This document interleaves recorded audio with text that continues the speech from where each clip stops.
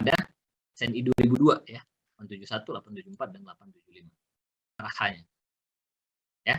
Untuk kuat geser kapasitasnya seperti biasa, itu adalah gaya geser ultimate, artinya yang sudah terfaktor ya.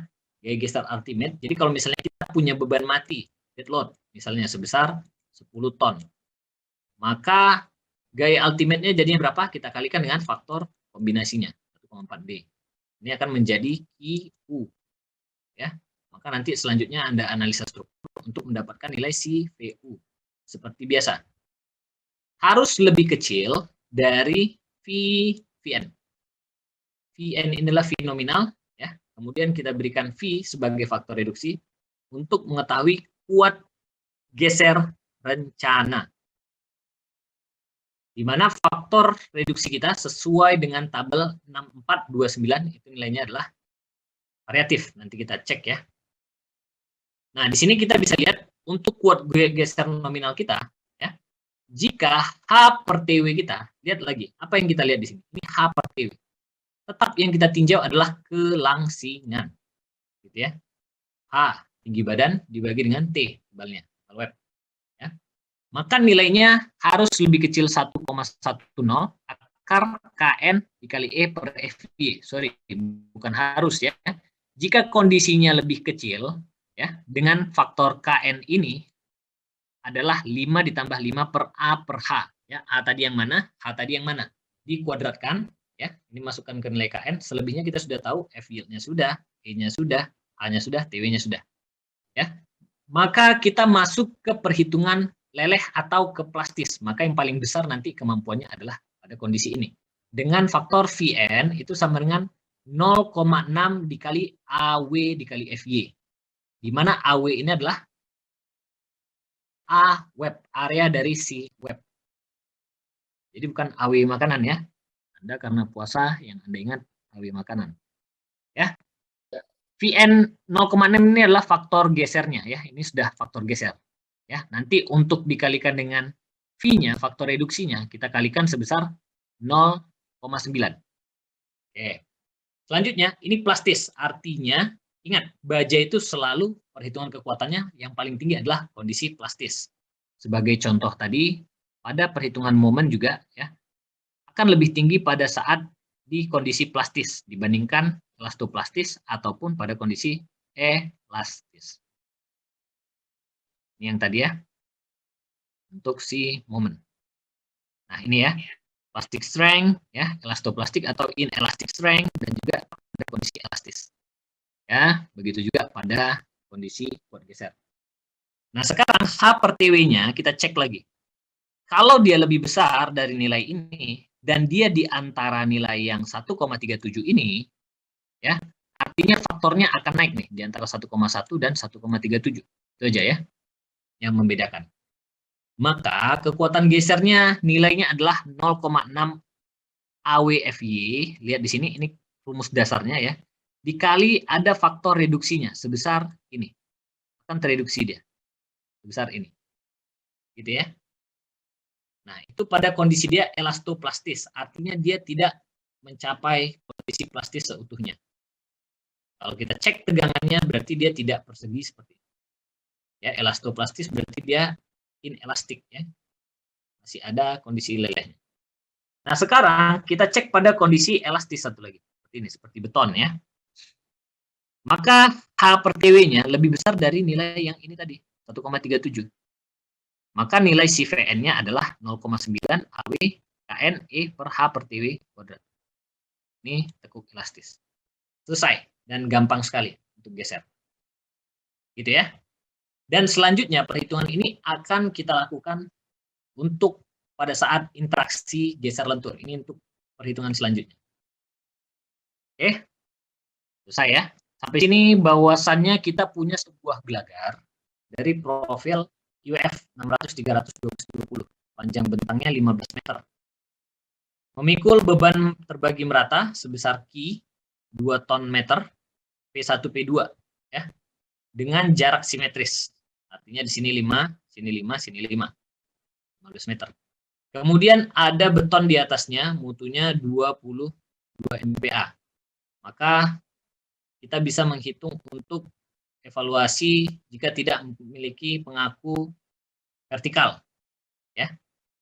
Sini kita bisa langsung melakukan perhitungan. Kita coba cek ya. Seperti biasa, H per TW-nya. Ya, H per TW-nya kita lakukan perhitungan seperti yang tadi. Ya. Berarti masuknya berapa gitu ya. Ternyata dihitung H per TW-nya adalah 41. Gitu ya. 41 di sini lebih kecil dari nilai ini enggak? Ya. Kita lakukan perhitungan 1,10 akar KN dikali E per FY. Anggapnya di sini adalah 5 nilai si KN, nilainya adalah 71. Gitu ya, maka lebih besar. Berarti kalau dia lebih besar, masuk perhitungan gesernya kemana? Ini 41, ini 71. Berarti masuk ke A, B, C, atau D? Mana yang D? Nggak ada yang D ya. A, B, atau C?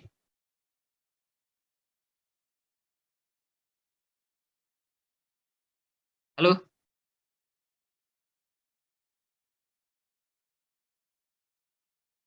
Halo? Cek. B ya, Pak? Ah? H per TW-nya 41. Ya kan? Kemudian 1,10 akar KNE-nya 71. Masuknya kemana? Yang apa? Apa? Apa? Ya sudah, yang A. Berarti kita gunakan rumus ini, ya kan? Gampang kan? Berarti VN-nya sama dengan 0,6 dikali A web-nya. A web-nya berarti Anda tinggal hitung aja. Ya. Berapa nilai A web-nya? Ini kita bisa hitung dari H dikali TW. Nilainya 7056 mm kuadrat. Ya, 0,6 dikali 7056 dikali F yield-nya 240 MPa. Maka ketemu VVN-nya nilainya sekian. Gitu ya. Nah, ketika kita hitung, kita coba di sini 0,9 kali 1900. Ya. Ini untuk kasus yang lain ya. Ini jadi kalau misalnya kita hitung, gaya gesernya adalah 250 kN. Artinya memenuhi. Berarti tidak perlu stiffener. Atau tidak perlu pengaku. Gampang ya. Untuk gaya geser ya. Oke, sampai sini ada pertanyaan?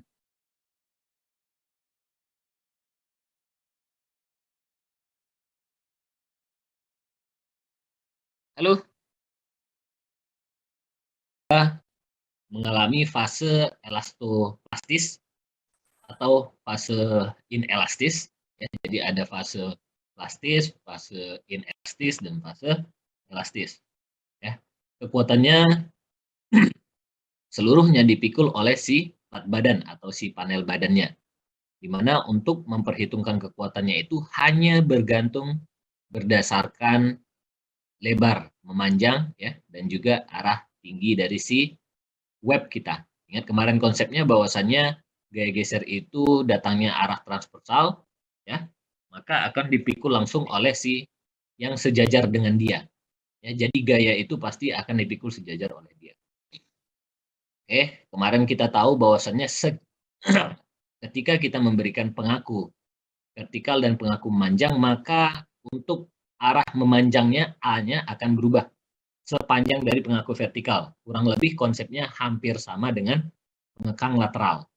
Gitu ya. Ketika kita berikan pengekang lateral, maka arah panjang dari efektif dari si elemen struktur kita juga akan berubah sepanjang pengaku lateral tersebut.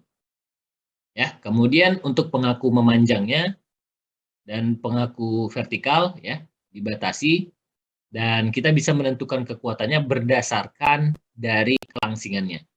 Dari mana kita lihat bahwasannya kelangsingannya H per TW-nya harus lebih kecil dari 1,1 akar KN kali E per FY, ya, di mana KN ini adalah 5 ditambah 5 per A dibagi H kuadratkan. A dan H kita sudah tahu tadi dari arah pengaku vertikal memanjang, arah pengaku vertikal dan juga arah pengaku memanjangnya. Ya, jadi sangat mudah sekali. Dari situ kita dapat bahwasannya jika dia lebih kecil dari yang disyaratkan dari 1,1 ini, maka kita mendapatkan kekuatannya dalam fase plastis ya atau leleh ya dengan nilai 0,6 AW/FY. Jadi Anda hafalkan saja untuk geser ini sangat simpel 0,6 AW/FY. sebenarnya adalah AW dikali FY ya. Kemudian karena dia geser, maka ada koefisien yang sudah dekati secara analitik ya. Nilainya ada sebesar 0,6. Oke, ini saya kira simple. Kemudian pada fase elastoplastis ada faktor reduksinya sebesar 1,1 akar KNE per FY dikali juga 1 per H per TW-nya. Ya, kemudian fase teku elastis kita pakai 0,9 AW KN dikali modulus elastisitas dibagi dengan H per TW-nya. Ya, kemarin sudah kita contohkan juga bagaimana cara menghitung si geser tersebut. Oke, itu sedikit review mengenai geser, maka selanjutnya kita masuk ke elemen kombinasi. Ya, jadi lanjutkan terus ya kan mengenai kombinasi. Jadi elemen kombinasi ini biasanya kita sebut juga sebagai elemen balok kolom, di mana elemen-elemen tersebut memiliki gaya dalam seperti momen lentur dan aksial, dan juga momen lentur geser. Gitu ya. Kenapa Pak momen lentur dan aksial bisa terkombinasi? Kemarin sudah saya jelaskan, ketika ada simple beam, kalau kita lihat ada simple beam seperti ini. Simple beam itu apa Pak? Ya, saya ulangi, bahwasanya simple beam itu adalah sebuah struktur ya yang terletak pada dua tumpuan sederhana, sendi dan roll. Kemudian kita lihat di sini ada beban merata sebesar Q saja. Ini sebesar Q. Ingat satuan Q selalu ada per meter, kilonewton per meter. Setiap meternya ada terbebani, gitu ya. Maka kita cek di sini baloknya ya akan mengalami gaya lentur positif. Ya. Di dalamnya kita cek lentur positif. Ini lentur positif. Sehingga kalau dia lentur positif, apa yang terjadi? Kita tinjau dari si baloknya itu sendiri, ya, pada daerah netral aksisnya, serat atas ini akan mengalami pemendekan, sehingga tertekan, ya. Tapi ini khusus untuk lentur positif. Dan serat bawahnya mengalami pemanjangan, ya, atau tertarik. Jadi ini arahnya ke sana, ya, dia berusaha ke sana, yang ini berusaha arahnya kemari. Ya, sehingga dari momen positif, momen yang menyebabkan serat atasnya mengalami tekan dan serat bawahnya mengalami tarik, ya, kurang lebih tekan dan tarik ini kita sebut sebagai aksial. Makanya mereka berdua akan terkombinasi, melentur dan aksial, gitu ya. Sehingga dalam melakukan analisa kombinasi gaya dalam, momen lentur dan aksial itu patut kita pertimbangkan. Nah, sekarang kita lihat momen lentur dan geser. Ketika terjadi beban merata seperti ini, ya, maka gaya dalam atau aksi apa yang akan ditimbulkan oleh si elemen struktur kita ini. Nah, kita bisa cek, pertama ada momen, ya. Kemudian yang kedua ada apa? Normal misalnya. Normal kita cek nilainya berapa? 0. Karena tidak ada gaya lateral yang terjadi. Sehingga normal untuk kasus ini ya dari gaya dalam tidak perlu kita pertimbangkan ya dari gaya dalam. Ingat ya. Tapi berdasarkan si lentur maka dia akan memiliki hubungan. Nah, sekarang satu lagi akibat gaya luar yang bekerja itu akan keluar yang namanya momen dan juga gesernya. Berapa besar gesernya, Pak? Sebesar reaksi perletakan dan bentuknya seperti ini. Ya. Maka kalau Anda menentukan tumpuan dan lapangan, nilainya Anda tentukan dari gaya geser. Ya. Ini ada daerah tumpuan, ini ada daerah lapangan. Kenapa, Pak? Ya. Karena tumpuan lapangan itu pengaruhnya adalah ke gaya geser. Jadi kalau misalnya Anda punya balok beton ya, ini khusus untuk beton, maka daerah tumpuan Anda sering dengar harus lebih rapat. Kenapa lebih rapat, Pak? Karena gaya dalamnya seperti ini. Di seperempat tumpuannya, seperempat bentangnya, ya, gaya dalamnya besar. Ya, gaya dalamnya besar. Nilai ini. Maka untuk daerah tumpuan ini harus Anda pasang ya, sengkang yang lebih rapat. Gitu ya. Ini juga sengkangnya lebih rapat. Oke. Sementara di daerah lapangan itu bisa Anda pasang lebih jarang, ya, atau lebih berjarak, gitu ya. Nih, ya, dengan perhitungan biasanya gaya geser yang Anda gunakan adalah gaya geser maksimum di perempat ini. Ya. Oke. Nah, kemudian hubungannya dari segi momen apa, Pak? Ya. Kita lihat kalau misalnya gaya dalamnya seperti ini, tumpuan lapangannya mana lebih besar? Ya, makanya momen ini tidak terlalu menentukan tumpuan lapangan. Karena ketika terjadi di simple beam seperti ini, ya, momen yang besar itu ada di tengah. Momen yang besar ada di tengah, sehingga penulangan kita pun, kalau dia besarnya di tengah, kita tetap menggunakan momen maksimum di sini. Gitu ya. Tetap menggunakan momen maksimum nilainya. Maka untuk penulangannya seperti ini. Jadi dia tidak menentukan tumpuan lapangan, tapi yang menentukan tumpuan lapangan lebih kegeser. Nah, berbeda kasus jika kita menemui elemen struktur kita itu terjepit di kedua sisinya. Ini adalah permodelan matematis dan aplikasinya di lapangan seperti apa, Pak? Ini adalah kolom, anggap ini adalah sebuah kolom. Ini sebuah kolom. Kalau elemen struktur ini kita ambil, maka dia akan menjadi seperti ini. Gitu ya. Nah, sekarang ada beban merata yang bekerja. Maka apa yang kita lakukan? Kita analisa strukturnya. Ketika ada beban merata yang bekerja seperti ini, karena di sini ada jepit dan sini jepit, maka dia akan menimbulkan momen. Anda sudah belajar di analisa struktur ya, menimbulkan momen, ya kan? Maka Anda gambarkan diagram momennya menjadi seperti ini. Nah, baru di sini ada tumpuan lapangan akibat momen, gitu ya. Dan gesernya gimana Pak? Kurang lebih sama. Ya, kalau seperti ini, berarti penulangannya seperti apa Pak? Maka penulangannya akan memiliki tumpuan lapangan yang disebabkan oleh momen. Makanya ingat, tumpuan lapangan selalu dipertimbangkan berdasarkan gaya dalam. Nggak selamanya mereka punya tumpuan lapangan. Ini. Oke, itu adalah baloknya gitu ya. Ini kita punya netral aksisnya. Kalau seperti ini gaya gesernya, sengkangnya seperti apa Pak? Kita bisa cek. Sengkangnya kurang lebih sama seperti yang saya gambarkan di awal. Ini sengkangnya. Tempat lapangan ya. Kemudian di lapangan, ini tumpuannya lagi. Oke. Ya. Oke, kita sudah punya sengkangnya. Kemudian kita cek berdasarkan ini nih. Berdasarkan momen. Maka gimana untuk pemasangan tulangannya ketika momennya negatif? Ingat, momen positif adalah momen yang menyebabkan serat atasnya mengalami tekan, serat bawahnya mengalami tarik. Maka kalau dia momen negatif, apa yang terjadi? Berarti serat atasnya mengalami tarik, kebalikan dari ini. Serat bawahnya mengalami tekan. Sehingga serat atasnya perlu kita berikan besi, tulangan, karena dia mengalami tarik. Maka pembesiannya akan seperti ini. Sampai seperempat tumpuan, dan ini akan dilebihkan.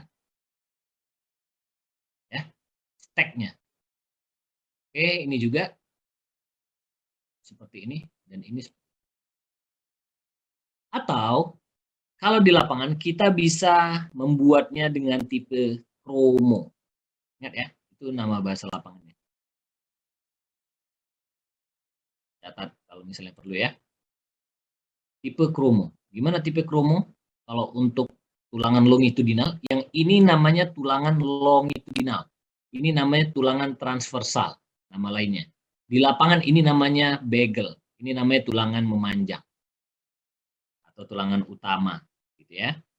Nah, maka di sini kita bisa mendapatkan penulangannya. Penulangannya seperti apa? Dia seperti ini.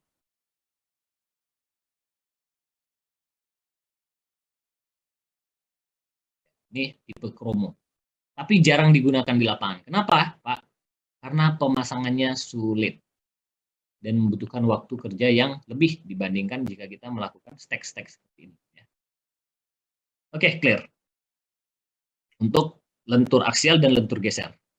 Ya, jadi Anda pahami ketika terjadi beban merata pada sebuah elemen balok, gaya geser yang akan dikeluarkannya hanya lentur dan geser. Gaya dalam maksudnya ya. Gaya dalam yang akan keluar adalah lentur dan geser. Oke, sampai sini ada pertanyaan sementara?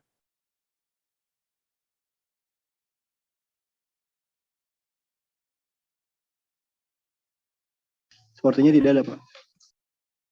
Oke.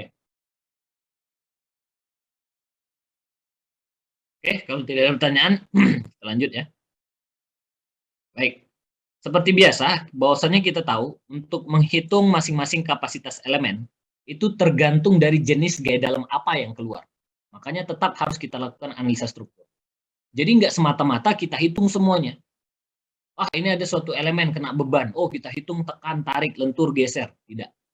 Maka kita butuhkan analisa. Semuanya pasti perlu analisa. Kita cek. Oh, dengan beban ini, ternyata balok kita itu akan memikul gaya geser dan juga lentur. Maka kita cek.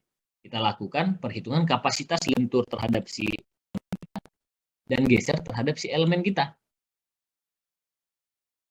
Gitu. Oke. Kita lanjut. 1. Kita coba jika elemen struktur kita terkena gaya normal tarik. Berarti gaya dalamnya nanti adalah tarik. Kalau tarik berarti dia nilainya positif atau negatif. Halo? Positif ya, Pak? Ya, maka nilainya positif. Sebagai contoh, jika kita punya simple beam, teman-teman harus ingat ya, maka beban kita seperti ini, tertarik kurang lebih.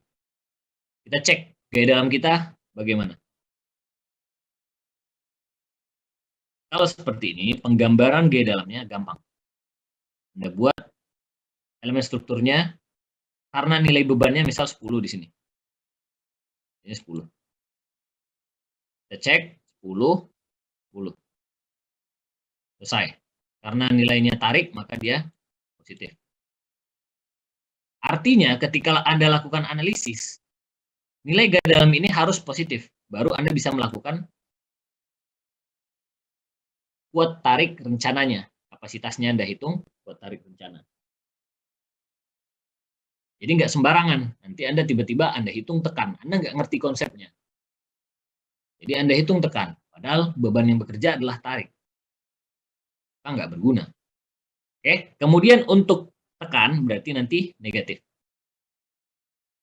Kalau lentur terbagi 2. Lentur positif atau lentur negatif. Ingat sekali lagi, ya, nanti ketika Anda akan menuju sidang, pasti saya selalu tanya, pengertian momen lentur apa?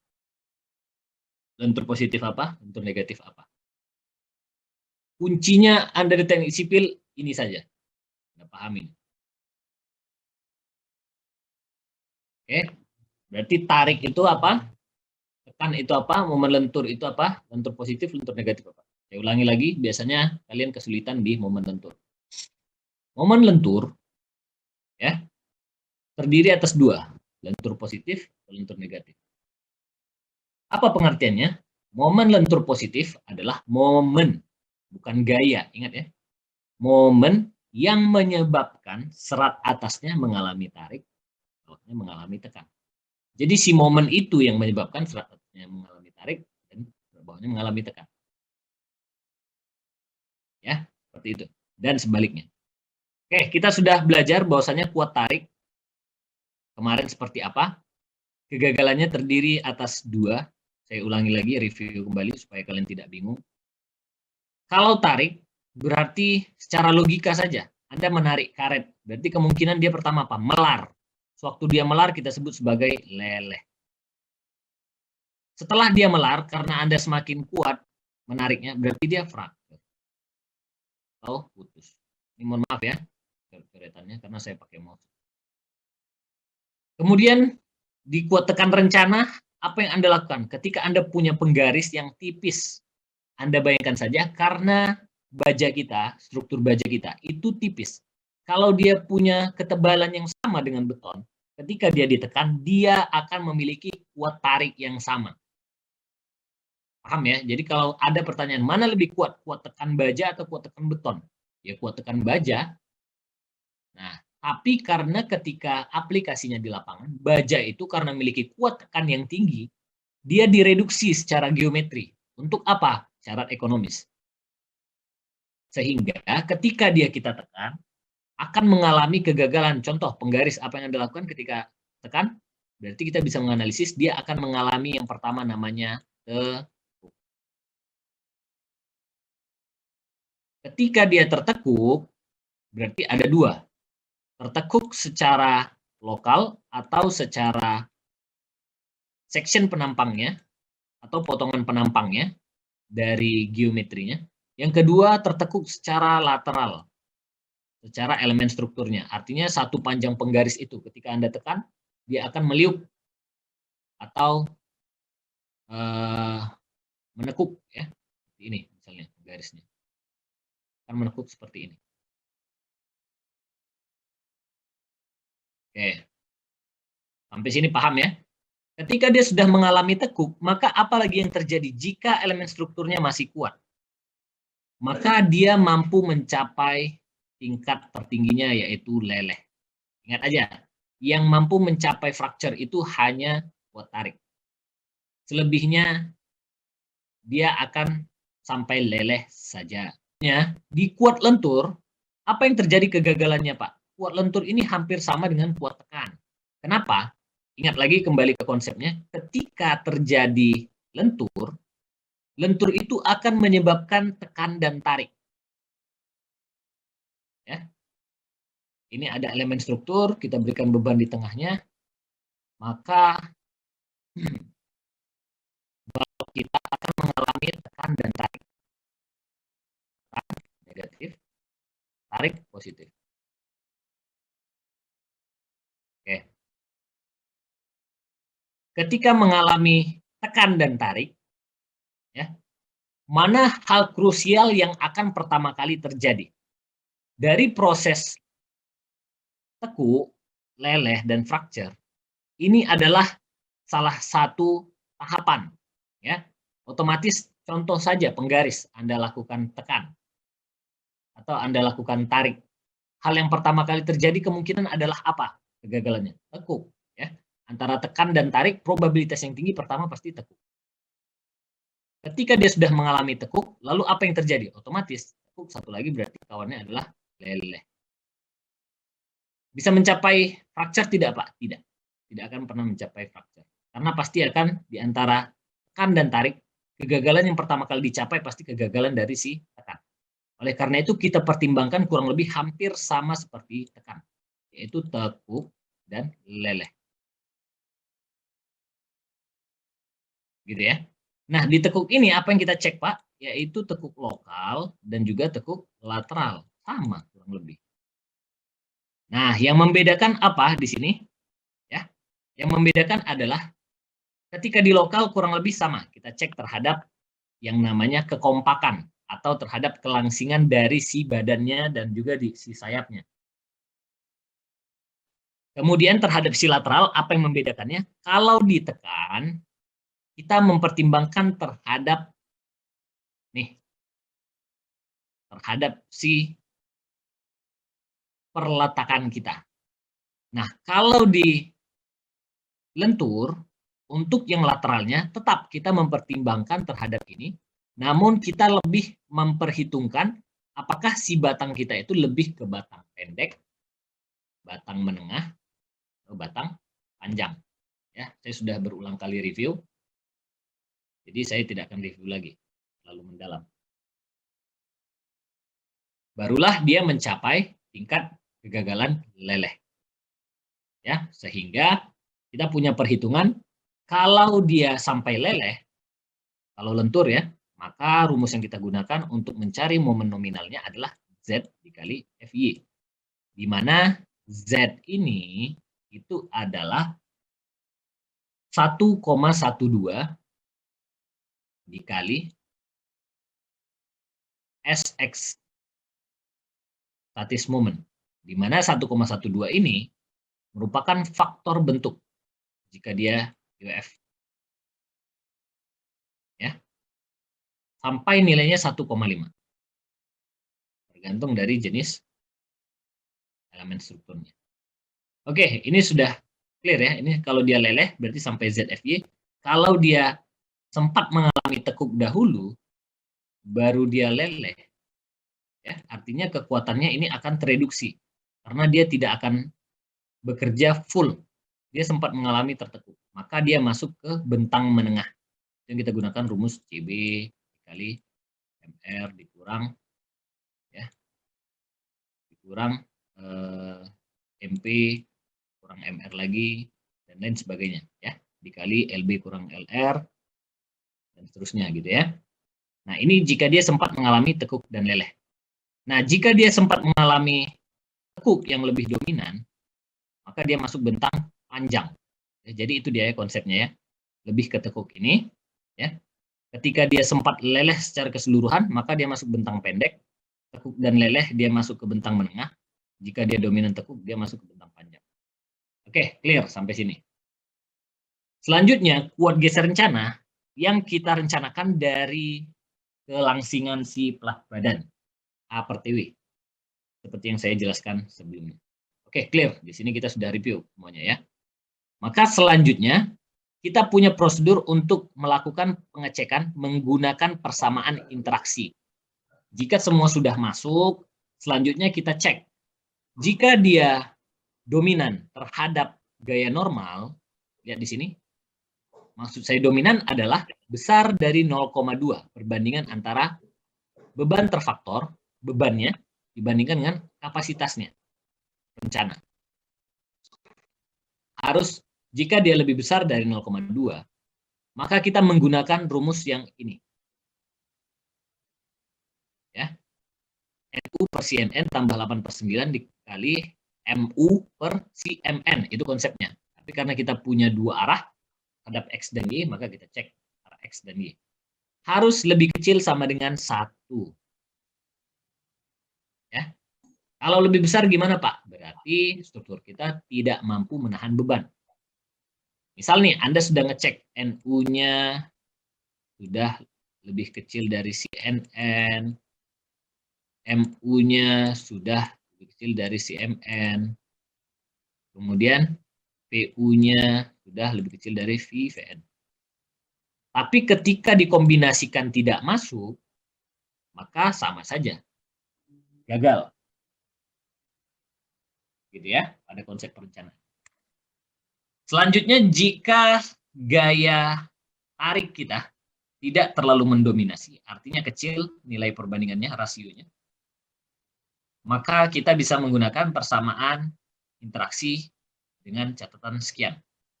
Ini persamaan interaksi antara lentur dan normal. Ya. Dan di sini ada catatan. Catatannya apa, Pak? Karena suatu saat jika beban yang bekerja adalah kombinasi antara lentur dan tekan, ingat ya, lentur dan tekan, nanti akan ada yang namanya amplifikasi atau pembesaran momen diakibatkan si tekan. Kalau tarik gimana Pak? Tidak, nanti akan saya jelaskan. Maka nilai CMU ini nanti kita pertimbangkan terhadap pembesaran momen atau eksentrisitas atau satu lagi amplifikasi. Ya, nama lainnya. Oke, selanjutnya kalau untuk momen lentur dan geser gimana? Sangat mudah. Kurang lebih kita cek nilainya MU per CMN ditambah 0,625 VU per VVN harus lebih kecil dari 1,375. Oke, clear ya. Jadi ini rumusnya, nanti akan kita coba lakukan. Oke, dalam menganalisis ada yang kita sebut sebagai analisis orde pertama dan ada analisis pengaruh orde kedua. Di mana kalau analisis orde kedua, kita cek dari orde kedua dahulu.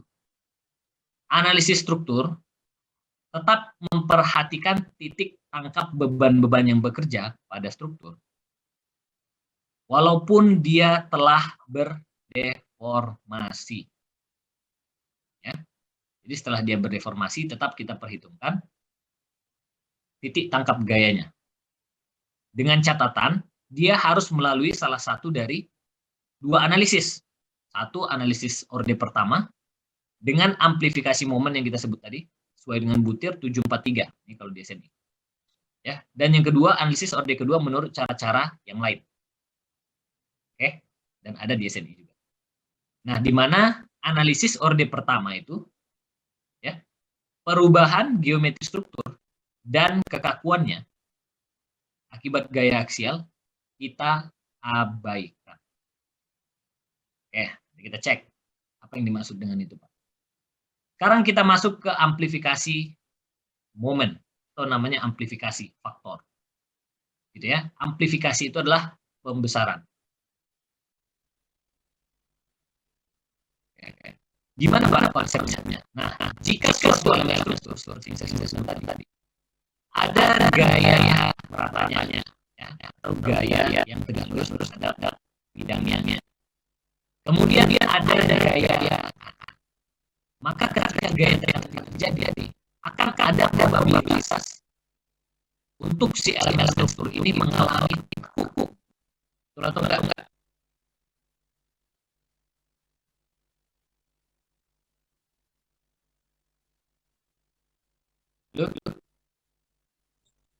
Gimana Pak? Ya, ya.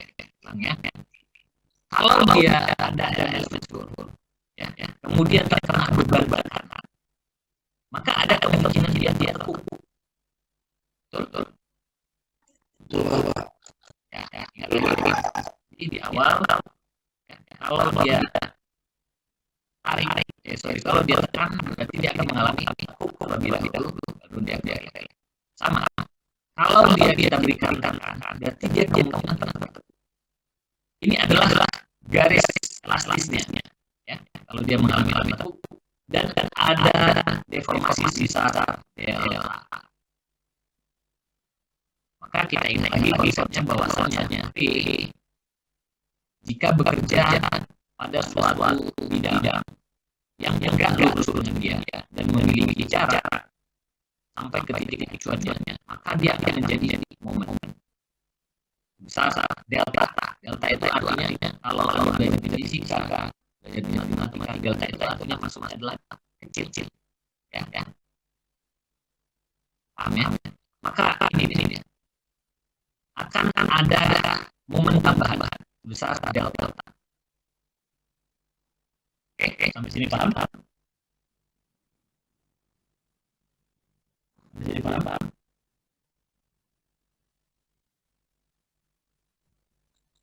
Bisa mencapai Pak. Kalau sudah, ya, berarti akibat beban tekanan ini artinya hanya tekanannya. Kalau tarik gimana Pak? Kita cerita lagi. Akibat si tekanan ini, maka akan timbul yang namanya momen tambahan. Sehingga momennya harus kita tambahkan. Untuk momen ultimate-nya, ya, terus kita tambahkan. Ya, momen ultimate-nya harus kita tambahkan antara momen ultimate di satu yang dia dapatkan di awal ditambah dengan pembesaran momen. Oke. Nah, sekarang kita cek. Pada kasus momen lentur dan aksial tarik, ya, kita cek pada kombinasi pertama. Maka apa yang terjadi jika ada karet, misalnya karet, ada tarik, apakah dia ada kemungkinan mengalami kuku pada tarik? Cek lagi yang tadi. Nah, lihat di sini kemungkinan kegagalan tariknya adalah leleh dan cek. Lihat aja kalau karet ada tarik terjadi, dia melarang. Fase dia melarang disebut fase leleh, ya. Kemudian ketika Anda tarik lagi kuat, maka dia akan putus. Maka tidak ada mengalami kuku. Ketika terjadi kuku baru ada kemungkinan probabilitasnya, dia akan mengalami pertambahan momen Sehingga ketika dia lentur aksial tarik ini. Lentur dan aksial sini tidak terjadi amplifikasi momen, sehingga momen ultimate-nya di awal akan sama besar MNTU. MNTU itu apa? Sebagai contoh kalkulasi BM itu kita ada beban besar seperti ini. Maka berapa besar momen maksimumnya? Ada yang bisa tahu? Siapa bisa jawab? Jembatannya L. Berapa maksimumnya di sini? Halo. Ada di setengah L ya. L, betul. Kira nilainya berapa? Kalian harus hafal itu. Kalau beban pusat berapa, beban rata berapa, harus dihafalkan. Yuk, berapa maksnya? Izin 4/4 PLL, Pak. Nah, betul. Berawannya 4 PLL. Ya, ini harus kalian hafal ya. Wajib ya untuk praktis di lapangan. Kalau di beban rata berapa?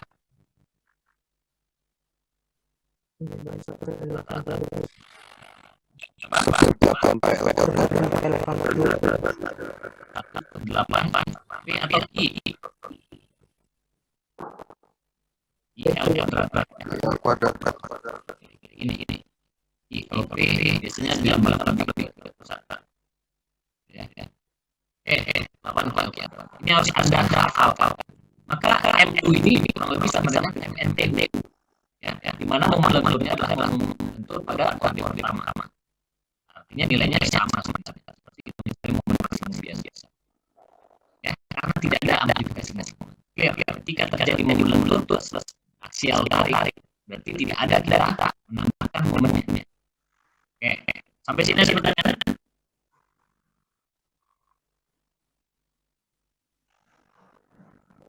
Baik.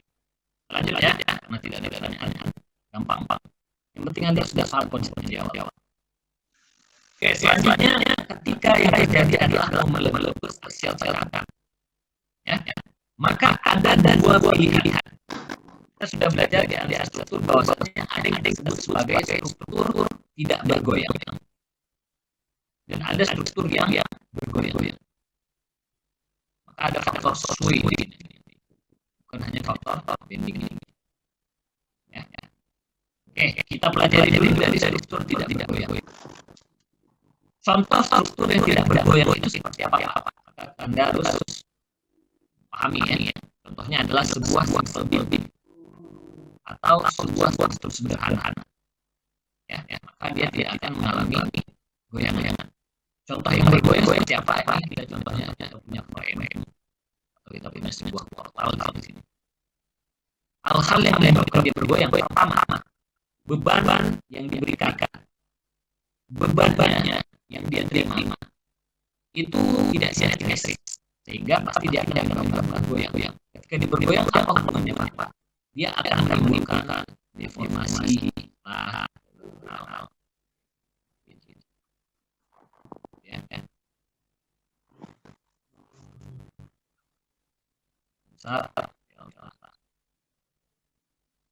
Ini kalau dia tidak bergoyang. Kalau dia tidak bergoyang, contohnya apa? BIM. Ya, yang simple semuanya ya. Gerber, konsol, ya.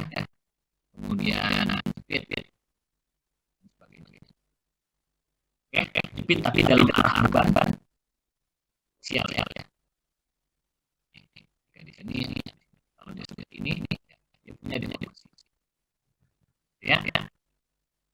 Kemudian apa lagi? Bebannya tidak simetris lagi atau bebannya setengah. Kemudian tidak punya struktur atau peletakan tambahan bagi pengaku. Kalau kita perlukan pengakunya di sini perlukan sendiri sini. Nah, ini dia struktur tidak goyang-goyang. Ya, dia menyebabkan bergoyang ini bebannya ada beban lateral bekerja. Terus bebannya tidak simetris. Dan satu lagi adalah bentuk struktur yang tidak simetris. Kalau ini panjang, ini bisa sebagai segini ya. Ini misalnya panjangnya adalah L, ini panjangnya 2L. Terkena beban rata. Ini akan menyebabkan kita bergoyang.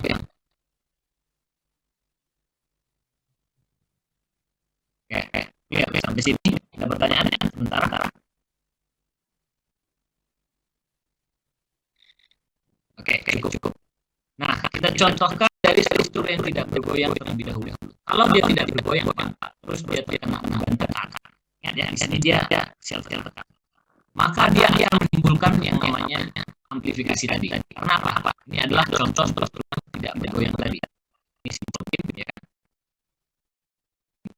Terkena beban ini, maka dia ada kemungkinan mengalami ya, karena dia mengalami itu ada deformasi sebesar delta yang menyebabkan ada amplifikasi gitu ya. Ini untuk struktur tidak bergoyang, sekali lagi dia tidak bergoyang, tapi dia mengalami tekuk sehingga dia menimbulkan.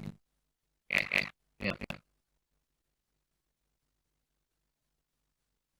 Jelas ya sampai di sini ya. Nah, gimana cara kita mencari faktor amplifikasi ini, Pak? Ya, delta B ya, harus disebutkan oleh tadi ya.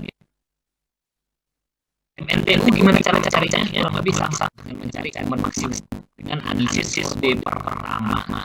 Apa tadi analisis B pertama tanpa mempertimbangkan deformasi akibat sial ya. Oke. MNTU ini momen maksimum dan kita cari adalah delta B. Di mana delta B itu rumusnya sama dengan CM ya. Ini adalah faktor bentuk dari struktur dibagi 1 dikurang NNU, ini adalah aksial ultimate atau aksial faktor dibagi NCRB ya. Aksial kritisnya, di mana NCRB ini adalah nilai beban kritis elastis dengan memperhitungkan faktor kelangsingan. Ingat aja tadi kalau ada LDR kemudian dibalik maupun segala macam, berarti dia ada faktor kelangsingan dari Euler. Apa? Karena struktur kita mengalami tekanan.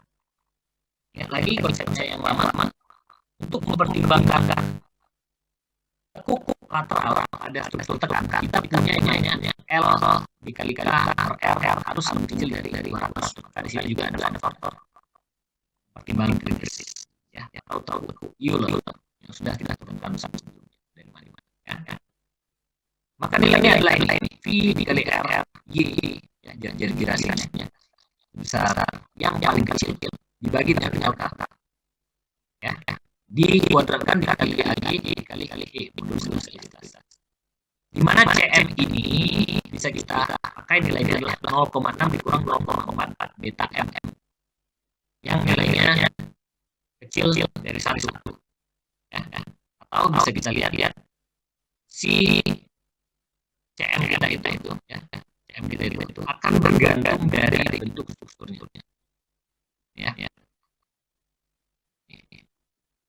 Nilai si CM ini bisa kita ambil dari samaan yang tadi ya. Atau kita gunakan 1 untuk komponen struktur dengan ujungnya yang sederhana ya. Atau 0,85 untuk komponen struktur dengan ujung yang oke ya. Sampai sini bisa dipahami ya. Kalau strukturnya sederhana nilainya 1 ya. Kalau dia tertepit tadi kita pakai 0,55.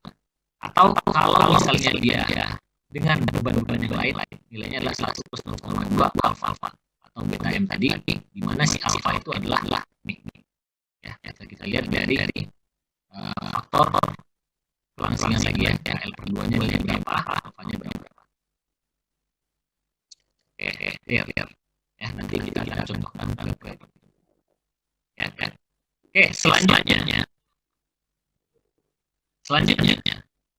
yang ketiga kombinasinya yang kemungkinan terjadi adalah melentur plus aksial tekan ya. Ketika dia tekan berarti akan mengalami tekuk, ini yang faktor tekuk. Dan yang kedua akan mengalami sway. Ketika dia sway yang tadi ada deformasi lateral yang terjadi, maka kita pertimbangkan dari faktor delta sway-nya ya. Berapa nilai dari si delta sway-nya ya. Itu kita bisa lihat dari ini rumusnya. Delta W sama dengan 1 dibagi 1 dikurang sigma NU seperti biasa. NU itu ya. Kemudian dikali delta OH atau ini deformasi lateralnya dari simpangannya ya, dibagi H dikali L, di mana H adalah jumlah gaya horizontal yang menghasilkan deformasi tadi ya. Dan L adalah tingginya. Kita punya simple beam dan ada beban rata yang bekerja sebesar 80 Nm dan ada beban lateralnya sebesar 300 kN. Oke. Dan kita lihat arahnya menekan. Maka hal yang pertama sekali yang adalah melakukan analisa struktur untuk mendapatkan gaya dalam yang terjadi. Ya. Maka Anda lakukan cek untuk mendapatkan gaya dalam apa saja. Pertama, N max atau NU ultimate, kemudian geser PU, dan juga yang terakhir adalah MU. Ya, Anda lakukan analisa struktur. Secara simpel, saya nggak mau menjabarkan lagi terkait statika, langsung saja. Ya. Berarti kita cek NU-nya karena di sini 300 kN, tidak ada yang lain. Langsung saja NU itu sebesar 300 kN. Kemudian ada VU ya, VU-nya nanti Anda cek itu besarnya adalah 80 dikali 4 dibagi 2. 120 dibagi 2, 160 Newton ya. VU-nya. Kemudian untuk MU-nya kita dapat dari mana? Nah, di sini. Karena dia mengalami tekan, kita pertimbangkan terkait dengan faktor tepuknya. Sehingga akan ada di sini ada deformasi elastis sebesar delta yang menyebabkan amplifikasi momen. Oke. Kita coba lakukan perhitungan. Untuk perhitungan yang pertama, kita hitung dulu momen maksimum yang terjadi. Itu nilainya adalah karena dia beban merata 1/8 IL kuadrat dengan 100 kN meter. Ingat satuannya ya. I-nya berapa tadi? 80. L kuadratnya adalah 4 meter. 4 kuadrat. Dapatnya 160 kN meter. Clear ya. Sekarang untuk mempertimbangkan atau memperhitung si delta kita ya, ada tadi yang namanya faktor ya, kita memperhitungkan delta ini ada CM yang belum kita ketahui, ada CM dan ada INCRB. Maka si CM ini kita bisa mendapatkan nilainya dari 3 rumus tadi. Apakah dia struktur sederhana, apakah dia terjepit, atau terhadap beban yang lainnya. Maka kita bisa lihat dari soal kita. Ternyata dia struktur sederhana, maka nilai CM-nya bisa kita gunakan 1. Seperti yang disebutkan oleh SNI tadi. Ini. Ya. CM nilainya 1. Oke, selesai. CM-nya selesai. Sekarang kita menghitung si NCRB. Di mana NCRB ini tadi adalah faktor beban kritis elastis akibat kelangsingan. Kita hitung I R kuadrat per L ya, dikali AG kali E. Ini semuanya kita sudah tahu ya. I-nya sudah tahu berdasarkan penampang, L-nya juga tahu, AG-nya sudah tahu, I-nya sudah tahu. Ya. Maka kita bisa mendapatkan nilai NCRB adalah 4.501,24 kN. Sehingga ketika kita lakukan perhitungan dari delta B tadi, ini delta B, CM dibagi 1 dikurang NU per NCRB, nilainya harus lebih besar sama dengan 1. Kenapa Pak? Ya, karena pasti kita ingin memperhitungkan terkait penambahan momen. Ada nggak penambahan momen yang terjadi? Ternyata setelah kita hitung ada berapa nilai pembesarannya, sekitar 0,714. Jadi kalau misalnya kita kali 100%, nilainya adalah sekitar 70%. Ya, nambah momennya. Kita cek ya, apakah kalau kan masukkan di sini perhitungan 1,0714 dikali 160. Hasilnya adalah 171. Artinya di sini ada perubahan dari yang sebelumnya 160 menjadi 171 terbukti. Gitu ya. Nah, nanti ketika perhitungan diperoleh delta B-nya misalnya 0,8. Lalu gimana, Pak? Artinya momennya tereduksi, tidak mungkin. Maka kita tetap menggunakan yang nilainya sama dengan 1. Jadi 1 dikali momen maksimumnya. Berarti tetap 160 kN. Oke, clear? Sampai sini ada pertanyaan? Baik, kalau tidak ada, ya ini adalah momen tambahannya tadi. Selanjutnya kita perhitungkan terhadap si kapasitas kita. Maka ada 2 yang kita perhitungkan karena di sini kita cek berdasarkan ada NU, ada PU nantinya ya. Berarti akan ada 2 kemungkinan. Pertama NU terhadap MU ya, aksial terhadap momen dan juga ada geser terhadap momen. Jadi ada 2 ini. Ini 1 yang kita hitung, ini 2. Ya. Nah, perhitungan pertama kita hitung kapasitas NU berarti dan juga kapasitas MU. Lakukan perhitungan NU. Ini tidak akan saya ulang kembali karena Anda sudah paham. Konsepnya akan saya ingatkan. Untuk kuat tekan rencana ketika dia terjadi tekan, berarti hal yang pertama kita lakukan adalah ini tekan. Berarti hal yang pertama kita lakukan kita cek terhadap tukuk lokal. Jika sudah masuk terhadap tukuk lokal, ini kita cek terhadap faktor selangsingan ya, biasanya H per web dan juga satu lagi B per bubble flange ya. Kemudian untuk yang lateral kalau dia kuat tekan rencana ya, ini hadap si alpha ya, alpha RR harus lebih dari 200. Maka langkah selanjutnya Anda masuk untuk memperhitungkan kejadian ini.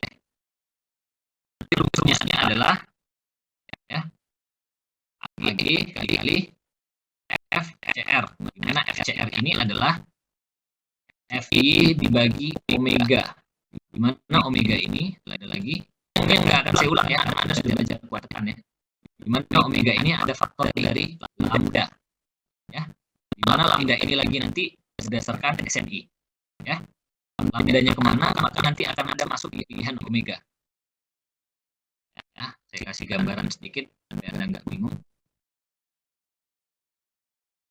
Nih kuat tekan ya kemarin AG FCR ini reduksi untuk kuat tekan rencana AG FCR-nya saja.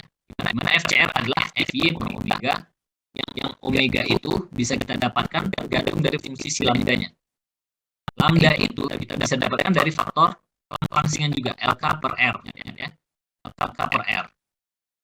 Ya. Maka ini adalah faktor langsingan yaitu dikalikan dengan V akar FY per E.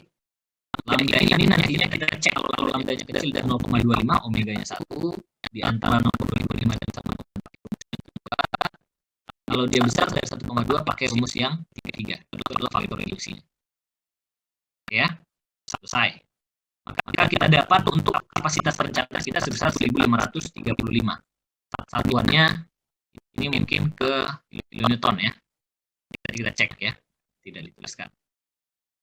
Kemudian kuat tekan lentur rencana. Yang kita lakukan kalau dia kelentur berarti kurang lebih sama seperti tekan. Kita cek terhadap lokal ini sama semuanya ya. Lokal. Kemudian yang lateral ini nanti terhadap si apakah dia masuk ke bentang menengah, bentang pendek atau bentang panjang. Di sini kita cek. Ini adalah panjang bentang pendek maksimum sebesar 3132 dengan melakukan perhitungan yang sebelumnya kita pelajari ya. Ini 3 meter dan ini adalah faktor bentang panjangnya yang lebih dari ini masuk ke bentang panjang. Nah, penampang kita masuk ke mana? Ya, berarti masuknya 4 meter nih. Karena dia spiral, berarti untuk mencari panjang efektifnya adalah L dikali K. L-nya adalah meter, dari mana bisa kita lihat Pak? Yang satu itu dari ini ya. Karena dia yang ini ya, sendi terus di roll ya, maka nilainya 1. Oke, selesai. Oke, maka kita bisa mendapatkan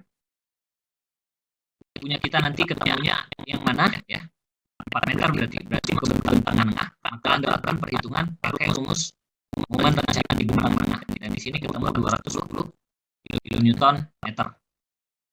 Oke, selesai. Perhitungan kapasitas selesai. CNN dapat, VMN juga dapat. Selanjutnya kita lakukan pengecekan kombinasi seperti yang tadi ya. NU per VNN-nya berapa? 0,195. Karena dia 0,195, artinya lebih kecil dari 0,2. Berarti kita pakai rumus yang ini. Kita pakai rumus yang ini. NU per 2 VNN tambah NU per VMN. Ya. Maka kita lakukan perhitungan dan kita dapat yang tadi ya. NU per VMN-nya 0,195, MU per VMN. Ingat di sini MU ini yang kita pakai adalah yang sudah satu tadi. Bukan yang ini. Yang sudah terfaktor. Maka kita masukkan nilainya 0,814 ya. Tinggal Anda masukkan ke rasionya pakai rumus yang tadi. VMN, nilainya adalah 0,914. Dia mampu menahan beban akibat kombinasi dari lentur dan aksial tekan. Selesai. Sampai sini ada pertanyaan?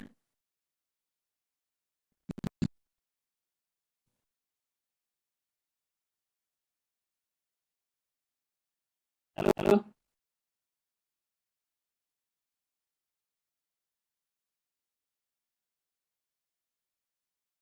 Baik, kalau ada pertanyaan ya.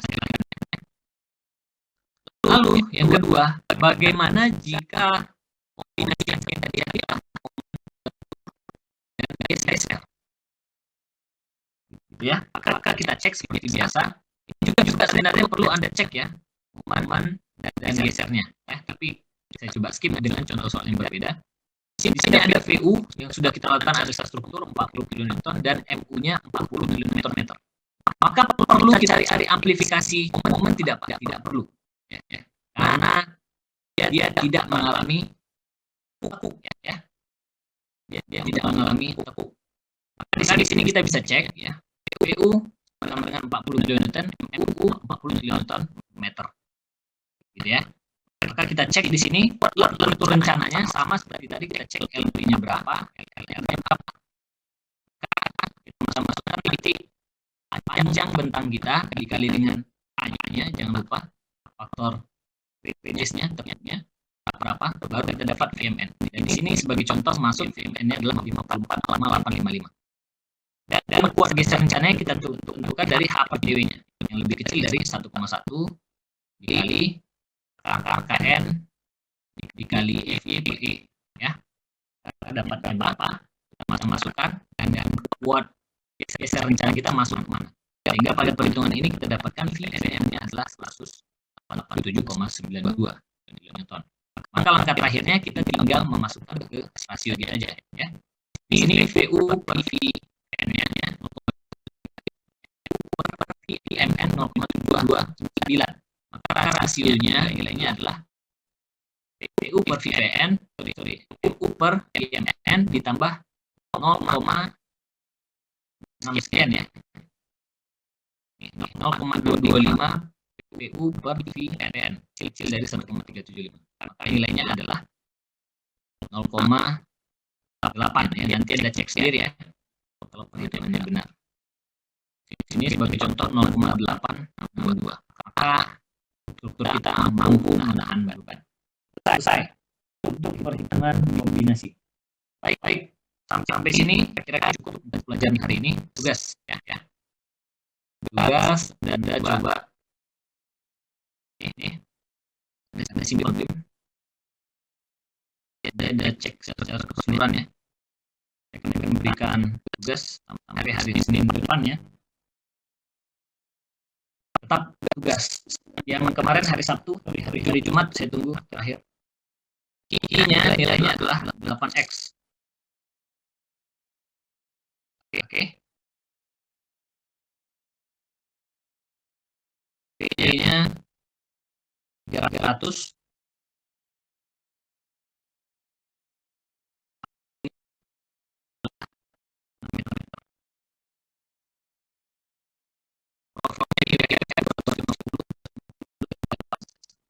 biji 4 patasan.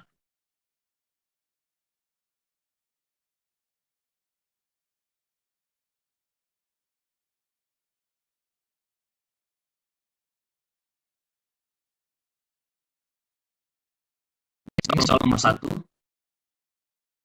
Soal nomor 2, soalnya sama, yang membedakan dia adalah di sini P-nya tarik. Dari 300 km. Nomor 2, PS-nya sama.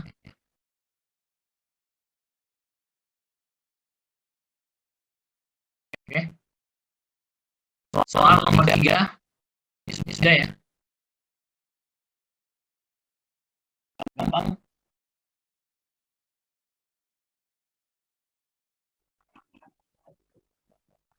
Kalian siap-siapkan ya, sebentar lagi ada masuki minggu UAS. Kapan kita UAS, Bil?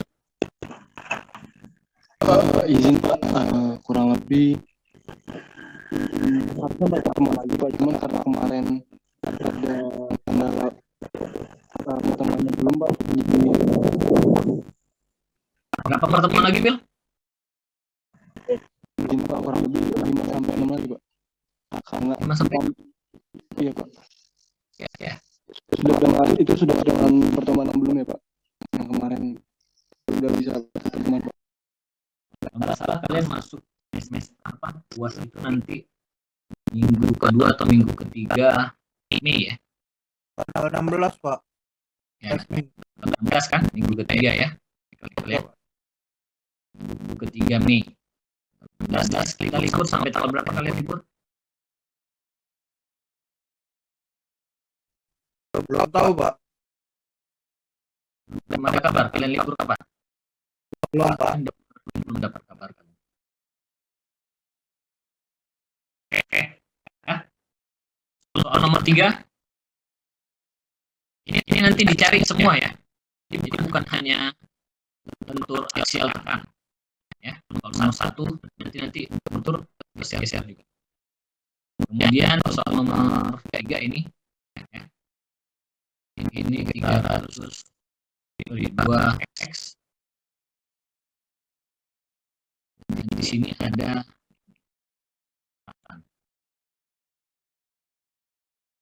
ininya 400. RDF-nya sama ya, pakai biji yang sama.